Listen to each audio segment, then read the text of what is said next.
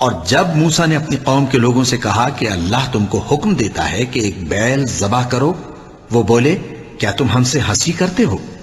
موسیٰ نے کہا کہ میں اللہ کی پناہ مانگتا ہوں کہ نادان بنوں۔ انہوں نے کہا کہ اپنے پروردگار سے التجا کیجئے کہ وہ ہمیں یہ بتائے کہ وہ بیل کس طرح کا ہو۔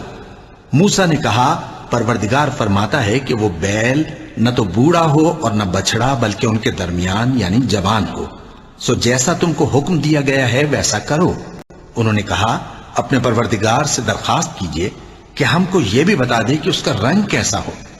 موسیٰ نے کہا پروردگار فرماتا ہے کہ اس کا رنگ گہرا زرد ہو کہ دیکھنے والوں کے دل کو خوش کر دیتا ہو۔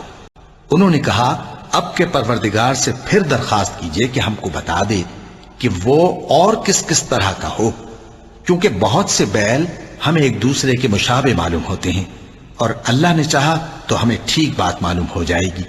موسیٰ نے کہا کہ اللہ فرماتا ہے کہ وہ بیل کام میں لگا ہوا نہ ہو، نہ تو زمین جوتتا ہو اور نہ کھیتی کو پانی دیتا ہو، بے عیب ہو، اس میں کسی طرح کا داغ نہ ہو۔ کہنے لگے اب تم نے سب باتیں درست بتا دی۔ غرض بڑی مشکل سے انہوں نے اس بیل کو ذبح کیا، جبکہ وہ ایسا کرنے والے لگتے نہ تھے۔ اے پیغمبر، لوگ تم سے نئے چاند کے بارے میں دریافت کرتے ہیں کہ گھٹتا بڑھتا کیوں ہے۔